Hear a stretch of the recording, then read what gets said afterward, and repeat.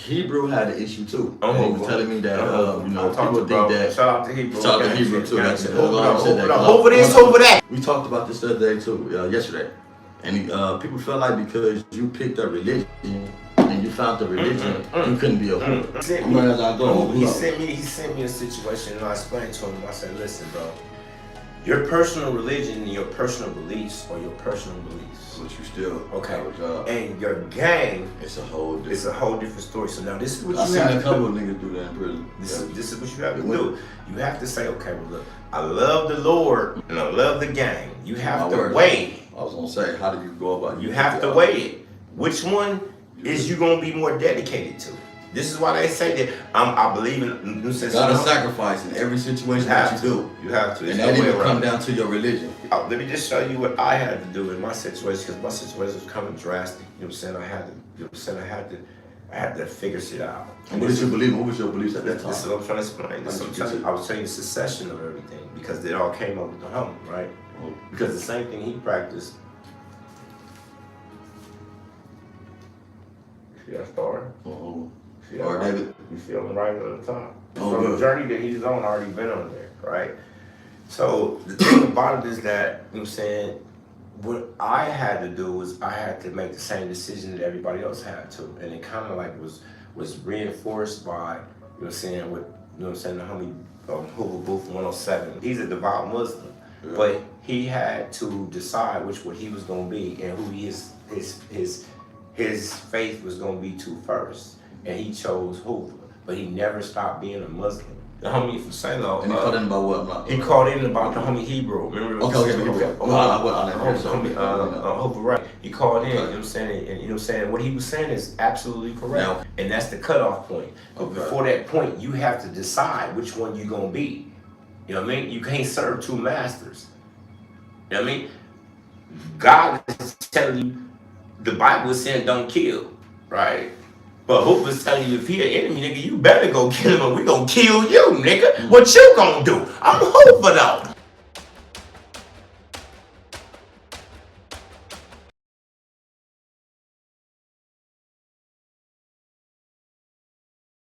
Okay, so recently a clip went viral on West Coast Gangland, right? Mm-hmm. And a couple of brothers from the Hebrew Israelite community made their comments and you responded to them. So with that being said, Gumby then reacted to the clip, said he was a Hebrew Israelite, and said you can't serve two masters. What's your take on that? Yeah, he's exactly right. So, you know, in my early conversations with Gumby, he made me aware, hey, I'm an Israelite. I got the Star of David tattooed on my body. So he learned that, and he said, you know, the path that I'm on and the spirituality I'm on is one that he really already been on. You know, and a lot of people didn't know that. And just like I also mentioned, one of our other big homies who runs the Under the Groove podcast platform, you know, he knows about us, you know, being the original Jews and things of that nature. So, you know, a lot of our big homies are, you know, well aware of this, whether you know it or not, even though, of course, they pushing this Hoover thing. But Gumby did bring up a good point. And I think Raylo did from 107, who was initially on a phone call with the brothers from True Nation, who's currently incarcerated. And it's true, no man can serve two masters, right? So Gumby kind of alluded to, you know, his journey in, you know, this Hebrew thing and how, you know, he knew that, you know, he was going to have to make a decision, especially while he was in the penitentiary in the line that he was pushing. There's even been conversation about Big U and whether he ran with the Muslims during certain periods of time over the Crips while he was incarcerated. And I got a take on that, you know, but most definitely, let's make something clear. No man can serve two masters, for he will love one and hate the other, right? Meaning something has to come first, right? And there's no question, for me, you know, God comes first, right? Proverbs 16:3 tells us, you know, commit your works to the Lord and all your thoughts shall be established. So God got to come first, point blank, period. And I think anybody who's in any form of spirituality needs to, of course, prioritize that spirituality over not just a gang, any damn thing, right? When I say anything, I mean anything. If you God first, you God first. That comes before anything. It comes before yourself. It comes before your kids. It comes before your girl. It comes before your job. That's how you should put God first. God come before anything. That don't even matter, right? No question in my mind. But somebody could get caught in the cycle of serving two masters. And I'm going to delve into that momentarily, but I do want to bring up the fact that Gumby says when he was incarcerated with Big U that there was a time where Gumby was running, I mean, not Gumby rather, but Big U was running with the Muslims and not running with the Crips, not running with the 6-0s, the neighborhoods, if you will. And here's my thing, because I was asked about this about a year and a half ago when I was on Brick Baby's podcast on No Jumper, No Statements. I think it was episode 17. It was me and King Twy from 20 Crip, and of course Brick Baby and Young Barry Gordy out the Hunters. And on there, you know, King Twy asked me, you know, hey, if I hit the Fed yard, would I run with the homies or I run with the Israelites? I knew the Israelites was going to get mad at this. You even had the individual leave my organization over me saying this. I'll run with the homies. And King Twy already can tell, like, he's like, this nigga's a low. He gonna run with the homies. But I'm gonna explain why. Like I said, somebody gotta be a light over there. If you went to the pen, what would you, what card would you pick? So you going with the Hoover, you going with the low. Yeah. You know why though? Because somebody gotta be that light over there. You know what I'm saying? But bigger than that is, of course, the light. It ain't even nothing bigger than that, than being a light in a dark place. That's what I'm called to be as a adherer to the word of God anyway. But also my thing is, well, why the hell, how did I land and end up in prison? You know, did I end up in prison doing something that I wasn't supposed to do according to my beliefs? Right? Now, of course, as an activist and as somebody who stands for their people and, you know, stands for what's right, you are subject to political persecution. So it is possible that I get incarcerated for the right thing, though wrongfully accused or convicted or persecuted or whatever. That's possible. But 9 times out of 10, if somebody winds their ass up in jail, it's because they were doing criminality, right? And to me, it can be, I'm not saying it emphatically is in all circumstances and situations, but it can be a cop-out if you do some bullshit and then when you in jail, you now want to act like you want to straight and narrow. Nah, that's a part of doing your time when you did the crime, right? You did criminality, you coming in here in a jungle that's ruled by criminals, you got to fall in with the criminals that you supposed to associate with. That's my take on it. I'm taking like you copping out if you want to turn religious when you get in the penitentiary, when you wasn't on the outside, then landed your ass in the penitentiary, right? I feel like it is a cop out. That's just me personally, many times. Now, a lot of guys, what'll happen is they'll get in there and over the course of time, they'll go through their spiritual metamorphosis and that'll lead them into going that way. That's different than what I'm talking about, right? That's different. And I understand that. But I also have heard stories of niggas who play both sides, right? Niggas who go run religious, but they're really on gang time, but they don't want to be held to the gang time standard. So they run with the religious card. I don't respect that. I'm not finna sit here and act like if you put me in an institution, a jail, and there's Hoovers over there, then I'm not gonna gravitate to them. I'm going to, without any question. There's no way I'm not. And the reality is, when it comes to Hebrew Israelites, damn near none of us agree on nothing anyway. So it's not like I'm going, like, when I say agree on nothing, like, literally practice different. Like some of us think we can't do some things. Some of us think we can't do other things, right? So at the end of the day, whether I'm with the Hoovers or the Hebrews, somebody's still not going to be practicing the way I'm practicing exactly. So it's not like I'm going to have the conviction there, right? Spody Face from 40 Crip, he, of course, is a Rolling 40 neighborhood Crip. He hasn't disassociated himself from that or anything, but he's a Hebrew Israelite. And he got the Hebrew Israelite recognized as a religion in the Arizona penitentiary system, right? And that's a big deal.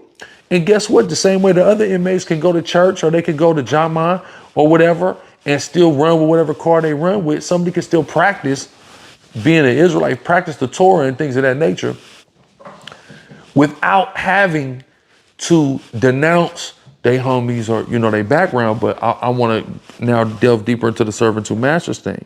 There was a time where I did attempt to serve two masters when I was very young, right? I did do that. So there's full validity in that statement, and doing that did land me in jail.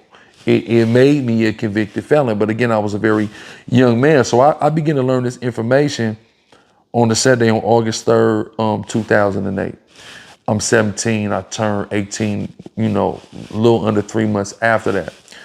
So I'm active in the streets, but I'm learning. But I'm still active. And I'm beginning to shed, certain behaviors and follow rules, but I'm still fully in the streets for a long time.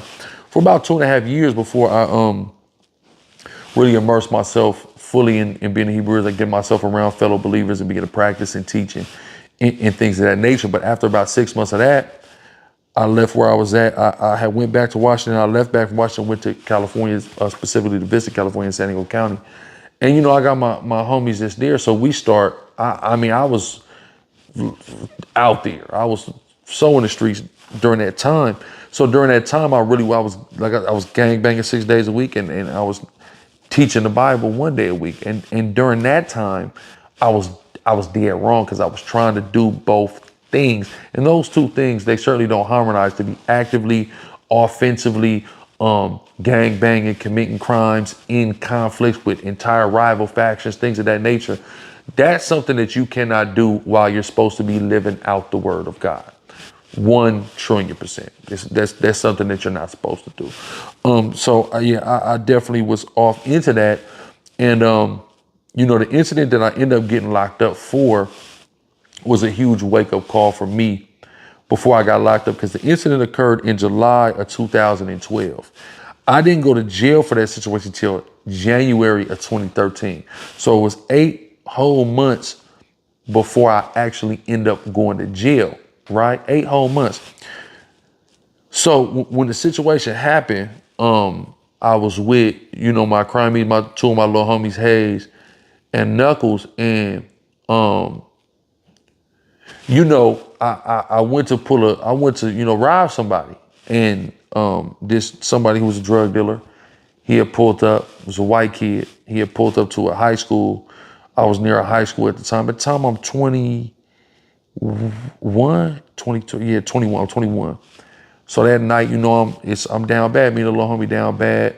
We homeless, we just lost our little place to live and shit like that. So we in a little bit of desperation. So the little homie like, well, let's go over here by the high school. Some of the other younger homies was over there. So, I go over there and, man, I see this white boy pull up, he serve everybody. So I know he got the bread. So I'm like, real, come on, let's go do that. So whatever, boom, boom. Hayes, my little homie Hayes, a rider, but, he looked at me like, this is a bad idea. Like, nigga, I don't give a fuck, nigga. I'm in a state of desperation, though. And mind you, I know better than this, but also I'm playing because I done got away with so much shit to this point. I just feel like, oh, the Lord ain't gonna send me to jail. Like, he gonna just keep letting me get away with shit, right? But the difference between a lot of shit I got away with before and now, I know a lot better now. Teaching the Bible. I'm not just teaching the Bible. I'm the leader. I'm in leadership in the particular local branch where I'm at. I'm in leadership. And even beyond that, at this point, we're not even a local branch. We are on independent thing by this point, right? Where it's just us now. In which, grew into the Camp Sakari, which I built from that point. So this is like very early on before we don't even have a name for our organization at this point. We just brand new. And guess what? Them niggas kicked us out. Me and the other brother who was in leadership at the time, and me mostly because of some of my behavior, and they didn't know really a tenth of what I really had going on, right? So, you know, I know better, and I'm held to a very high standard of accountability being in that leadership at that point. But mind you, I'm only 21, right? And yeah, so we pulled this jack move, and Cud ended up putting the car in reverse, hitting the homie, and we ain't getting nothing out the deal. I ain't getting anything out the deal. But so I still went down for attempted robbery over there. But what happened was I got away from the scene on foot. Like, I hit a lot of cuts and, you know, got back to where home base was at the time on foot.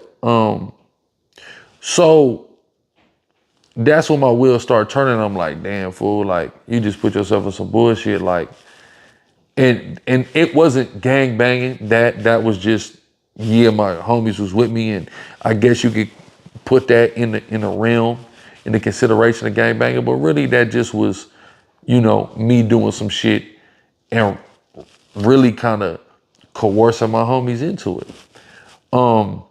But that situation was like a wake up call for me. Like, you gotta, like, you just tripped out right now. You did way too much. It caused a scene. Like, when I'm getting away, I'm hearing all the police sirens.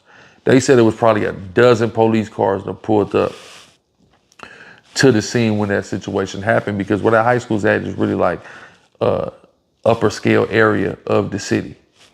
So even though you got like some low income apartments around, for the most part, like, that is actually the uppity area of the city.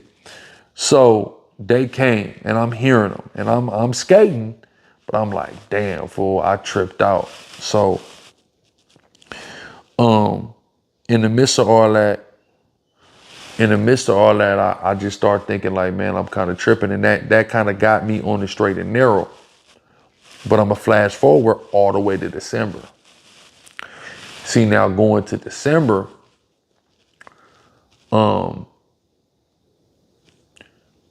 there was a situation that happened. My brother, you know, who's my little homie, you know, who's my number two, and Hayes and me, like, I found myself deep in some politics with the homies.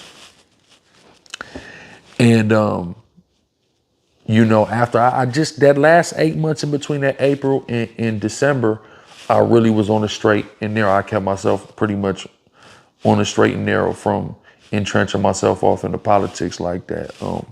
I still was doing some bullshit, but I had bagged up from the politics though. You know, I was doing a little scamming and shit like that. But you know, that was just about you know, me eating at the time. You know, you know, being young, and of course not being imparted any job skills and life skills. I'm a dropout, you know, shit like that. I didn't really know what was the right way for me to get some money. You know, I knew that definitely I was being instructed, of course, and believe that, you know, selling drugs is wrong and immoral and against the word of God. So that was really all I knew how to do to that point. Take something, sell something. Really all I knew how to do. So I'm trying to figure out what I'm finna do. And you know, so man, we get the scamming. We going crazy with the scams, man. We went insane with the scams for that 8 months. But, you know, I was living in the valley for the most part, North Hollywood, with the bro. And man, we was just going wild, you know, with the scams for a minute. And but yeah, I was doing something wrong, but I wasn't involving myself, you know, in the two master servant, right?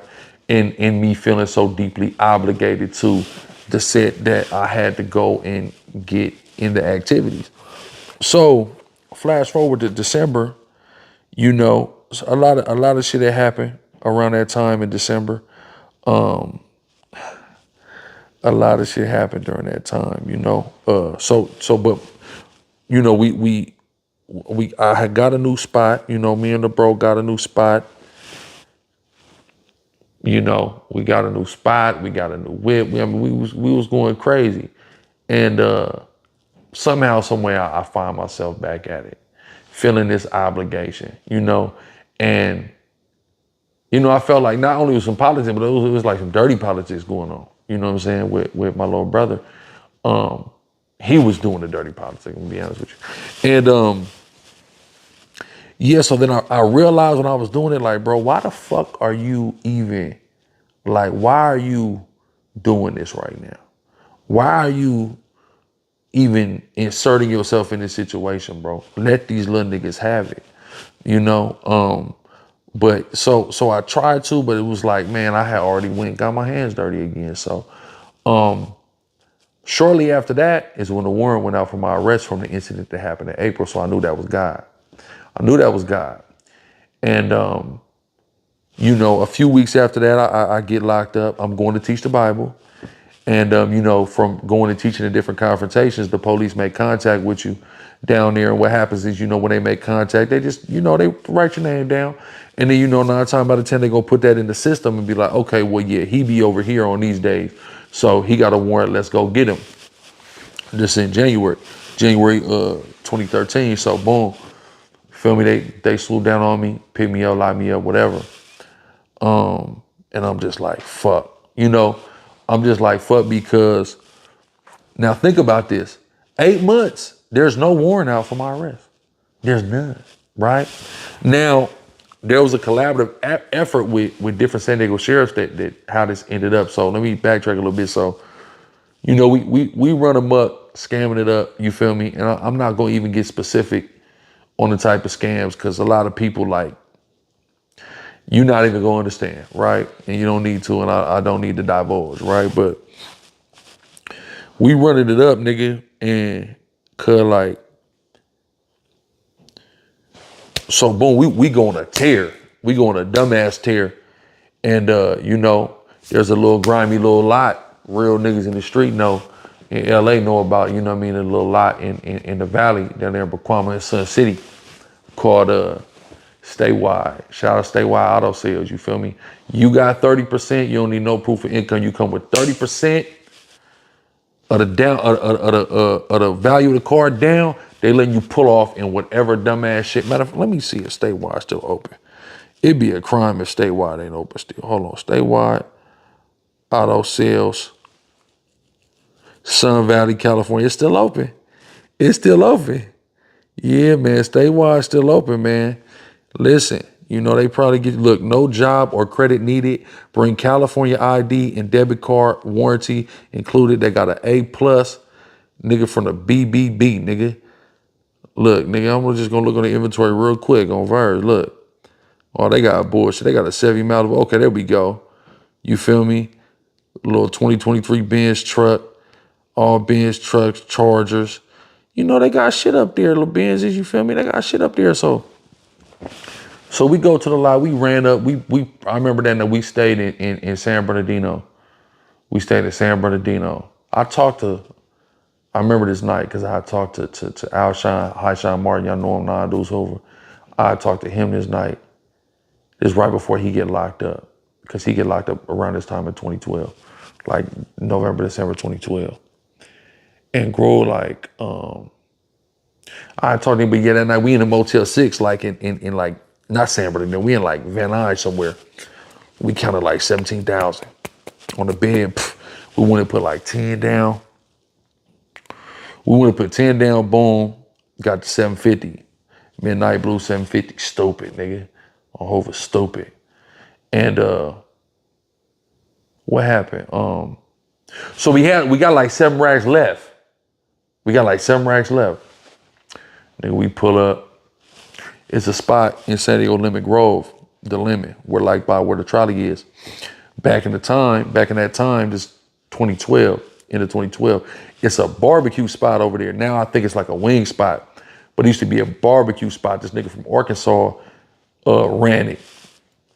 Bomb ass brisket, all that. So we used to go over there, but used to, like, if y'all know Dago, like, especially during that time, if you want to catch like some little hoes, you know what I'm saying, some little ghetto, you know what I mean, superstar type females, little ratchet hoes, like, you know, you catch them a lot, Lemon Grove, Spring Valley, El Cajon, around them trolley, you know, the mall, shit like that. Like, it'd be like a lot of little hoes up over there, East Dago, You know what I mean? Shit like that. Like you catch hoes over there. So boom. What you call it? We sat over there, boom, we looking for hoes. That's it. We looking for hoes. We got the new whip, nigga, the Beamer. We pulling up stupid, nigga. And, you know, we was being kind of real arrogant and flashy with the bread at that time. Like, then we was walking around with racks. Like, we was flashing racks on hoes. Like, or if we was looking to get somebody to, you know what I mean, come be a mark for us to get over on, scam, shit like that. You know, we wanted to flash bands on them niggas. Like, boom, look, boom. Nigga, we racked up. Nigga, come get some money with us. Boom, boom, whatever. So, nigga, we pull up to get some hoes. Nigga, it's no hoes. Nigga, the barbecue spot closed. And we get caught in a motherfucking gang raid. A collaborative, a joint effort with the Lemon Grove Sheriff Station and the El Cajon Sheriff Station and the fucking Santee Sheriff Station. Right? The whole East County Sheriff Collaborative Joint motherfucking Task Force. And they're doing a gang raid through the trolley trying to reduce gang activity and gang presence near the Lemon Grove trolley. But we got about 7,600 cash on us. We got phones, we got my laptop, my MacBook, and we got some check paper, right? I ain't gonna say what we use the check paper for, but it wasn't to make no checks. That's all I'm gonna say. It wasn't to make a fake check. But so the police stop us, boom, they busting us down, they go in the car, they see the laptop, the check paper, they see 7,600 cash, they like, fuck no. They think we making fake checks, which we not, but that's what led them to begin investigating us, right? So, boom, they take all the shit. They let us get $20, right? They let us get $20, but they give us a receipt. 70, I think it was probably like $76.50. The MacBook, the phone, etc. Right? So we get to, of course, leave with the car in fucking $20. They take our phones, everything. So that starts us being investigated. And then through the sheriff collaboration, because where I did the crime in April is also sheriff's jurisdiction. It's the Vista Sheriff's Office. So, you know, there's a lot of sheriff's departments operating within San Diego County, but you do have PD like Oceanside PD, Carlsbad PD, San Diego PD.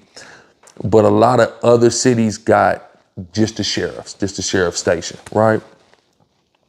I want to say San Marcos is sheriff, but Esco got PD. You see what I'm saying? So it go like that. A lot of sheriff presence. So the sheriffs begin to collaborate now that my name is popping up and they triangulate with SDPD, and that's how they end up finding me. But so what happened is they took my phone and they took my laptop. So I'm steady calling. Now it's in Santee. If y'all know, y'all from San Diego, y'all know about Santee. Santee, they call it Clan-T, right? The Clan-T sheriffs are the ones investigating.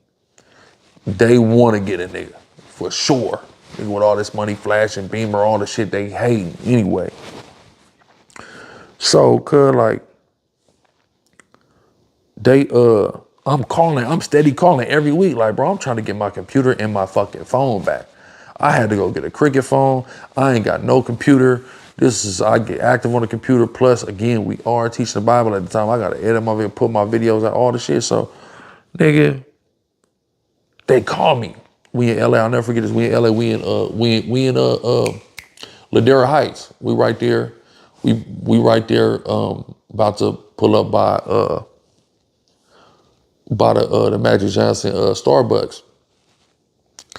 You know, meeting a brother we know, an honorable figure about that Inglewood community. I ain't even gonna say no names, you know what I'm saying? It is what it is, shout out, bro. And bro, like, they call me, the police call me. I'm getting a call from Clancy Sheriffs. Hoover, they like, hey, yeah, man, Adonis, man, you know, yeah, you come get your stuff now. Our investigation's concluded. I'm like, oh, for real? Like, yeah. I get off the phone, I'm like, nah, that ain't right. Hell nah, that ain't right. That can't be right.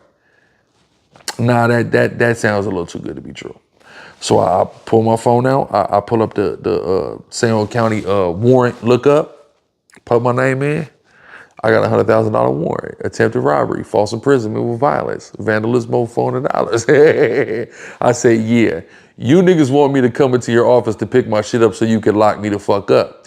So yeah, like what they did, so they're investigating, they're trying to like say we make fake checks, but there's no proof of that. There's just check paper.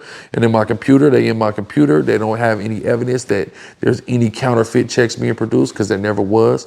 But now they're calling around about me. So when they get their word from the Vista sheriff, like, oh yeah, he's a person interested in this situation, in this robbery, in this false imprisonment situation, they're like, okay, bet. Let's get them on something. So yeah, they end up, like I said, triangulating with SDPD, catching me up, boom, boom, boom, whatever. So I'm already like, okay, so here I am involving myself in some politics again. As soon as I do that, a warrant goes out for my arrest. So I am definitely looking at the two like, yeah, these are definitely related. I think that's a cause and effect thing right there. Because again, all this time, I been did that shit in April. No warrant was out for my arrest. Now, what's cold is, in my mind, part of the reason why I'm not getting caught up is people don't know my name, right? My government name, even most of the people I went to school with, because typically first day of school, you know, usually you go on the first day of school and when you got the new teachers asking you like, all right, like, what's your nickname? What's your family, whatever. They getting that on writing. And then they're addressing you as that the rest of the year, most of the time. So since I was in 5th grade, I went by my first and middle initial because when it was a new school I went to 5th grade, and it just said my first and middle initial and then my last name. Since then, I was going by that in school. So people only knew that.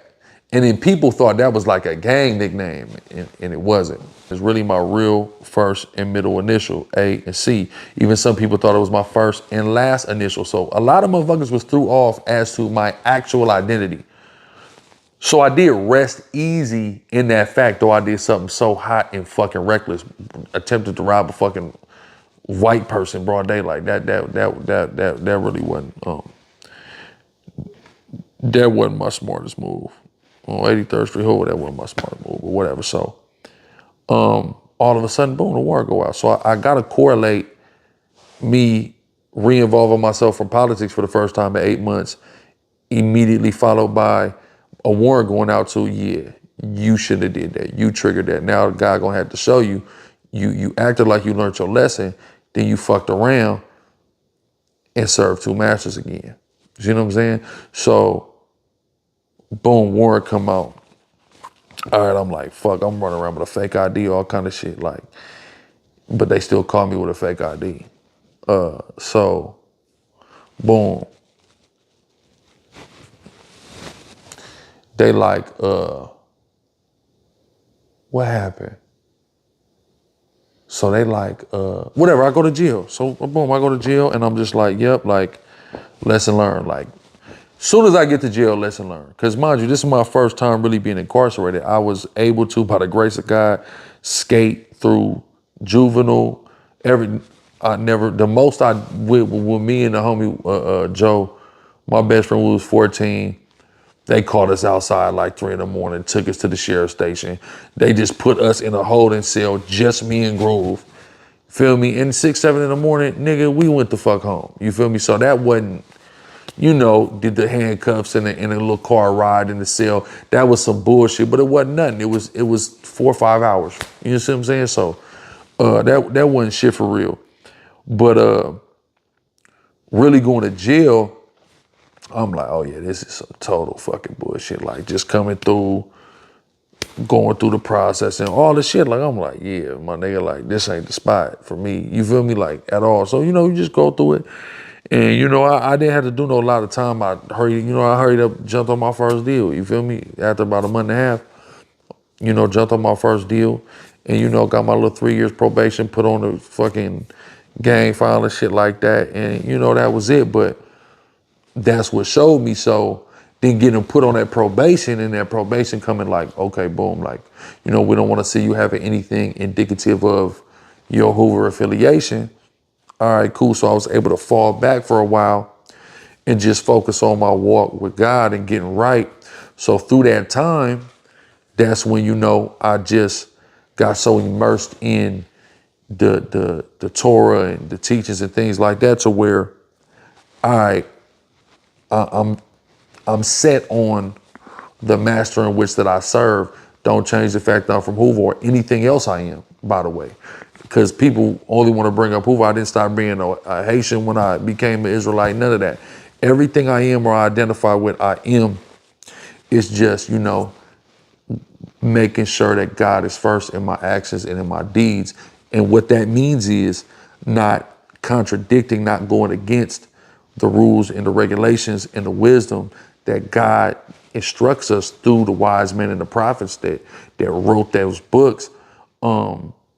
Never going against that for anything, in favor of anything. That's what not serving two masters looks like, right?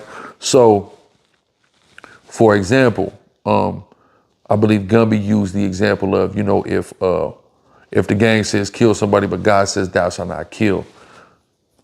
It's not that simple. So, for example, if we were in a situation, God forbid, me and the homies, and we standing somewhere, and we're aggressed, we're approached, and somebody is shooting, things like that, and I have the ability to defend and protect myself and us, I'm commanded by God that I have to, right? So thou shalt not kill has context. When you deal with that word kill Hebraically, harag in the Hebrew, it's dealing with unjust. In that context, the connotative meaning of it in that context is an unjustified killing or homicide. Even in today's legal system, you have something called a justifiable homicide. This was on display in modern day, in recent years, you know, with a situation where, you know, the main streets that supposed to come and, you know, they shot at a car with the homies in it, you know, killed, you know, some beloved people. But one of the homies in the car bust back, end up killing one of them, and he end up getting off on that. BK would be one of the main faces out of 7-4 Hoover, but we're gonna dive right into his big case. And he was arrested on June 14th of 2014, and they would book him for a murder at the age of 25. On June 13th of 2014, a day before he was arrested, he would be parked on the 8600 block of South Figueroa Street. He would be inside a Toyota Camry with 2 females and another person from 7-4 Hoover named Shoot 'em Up 3. And one of the females in the car was Shoot 'em Up 3's girlfriend. And officers would say around 10 o'clock at night, a red Nissan Altima would pull up on the side of BK, Shoot 'em Up 3, and the 2 females. The Nissan Altima would then open fire, killing Shoot 'em Up 3 and his girlfriend, and shooting BK in the shoulder. But BK would return fire, and he would kill the shooter shooting at them. The person that started shooting at BK and Shoot 'em Up 3 would be Trevor Williams, who was 33 years old at the time, and he was from Main Street. The driver would then take Trevor Williams to a fire station on the corner of Main and 108th Street, where he would pass away in the vehicle. This right here would be Shoot 'em Up 3 and his girlfriend. But the Monday after he was arrested, he would get a DA reject on the murder, and they would say he acted in self-defense. Many people know the story is very public and famous story, but he, you know, didn't get charged with the murder. He got self-defense on that, because of the threat that was posed through the individuals in the other car. The Main Streets initially opening fire on their car. It justified him. So in the same way, there's a law in the Bible, Leviticus 19:16, which tells you are not allowed to stand against the blood of your neighbor. Meaning, if you see your fellow person, your fellow neighbor, your fellow Israelite, which in this case would be a black or Hispanic man, woman, or child, if you see them in danger, their life in danger, it would be a sin for you not to intervene and defend and protect their life. So in that instance, if there's a threat posed on one of my brothers, one of my fellow homies' lives, it would actually be a sin for me not to intervene in that instance. So let's say for whatever reason I had burner, I had blower, and somebody was dumping at the homies, it would be a sin for me not to bust back at those individuals. So in that case, that wouldn't be an instance where killing, quote unquote, what would be considered for the gang would be a sin. That wouldn't be a sin. That would actually be me fulfilling the very law in which God commanded me to keep. Right? But if, hey, I go and I'm finna go on a mission, I'm finna slide on them niggas right now, and I'm finna play offense and stuff like that, well, that's a problem now. That right there would be outside of the realm of the laws of God 9 times out of 10. Though also in the book of Numbers, it tells you if somebody kills your family, those close to you, you have a right to take vengeance on that individual. That's also in the law of God. Take vengeance through the form of equalizing, deleting, fool. You have a right to do that according to the law of God. Now, again, that's a slippery slope because when niggas is slide, they not checking, is that the nigga that shot him and that him? So now we're creating this cycle of never-ending violence because justice is not being enacted because the actual, okay, boom, so boom, the homie got killed. We want revenge. Who's coulda killed the homie? We want Gru. We finna knock Gru down. But niggas ain't just gonna surrender their homie, so now you gotta just slide and get whoever the fuck you can get from over there. See, that's the problem. But also, let me widen it out for you though. Widen it out for you. Just to show you how the laws of God work. In Deuteronomy 20, it tell you about what's the term? What's the rules of engagement for war, right? First thing it tell you to do is check all the men in your ranks and tell every nigga that's scared to go the fuck home. You ain't ready for war, go your bitch ass home. Why? Because that scary ass spirit and that fear is gonna jump on niggas if they see your ass scared. You feel me? And I've been in a situation to seen that, like when one nigga gets scary, niggas start getting scary after growth. You see what I'm saying? So that's the first thing it tell you to do. The second thing it tell you to do is declare peace. If peace can be reached, take the peace. But if peace can't be reached, terminate with extreme prejudice. That is the rules of engagement that God gives in the Bible, right? Meaning, hey, I'm trying to be cool with y'all. Y'all niggas don't want the peace. Y'all want to keep coming over here shooting at people and shit like that. Now God commands me now that we're at war, I got to terminate everybody from over there with extreme prejudice. So there's nuances and different ways to look at things. So if people are engaged in active conflict, it's not just simply the same as, thou shalt not kill. There's context to all of those situations that got to be seen. So, but the moral of the story is, yes, very true. I agree. No man can serve 2 masters, right? And what that means for me, according to the word of God, is very simple. There's nothing and there's nobody, no entity, no thing that I'm supposed to compromise God's rules for. And as long as I don't do that, I'm serving only one master, which is the Most High God, Yahweh. Very simple, right? And I can still represent being a Hoover and not break the laws of God. I've been doing it for a long time. And if it be the will of the Lord, I'm going to keep doing it.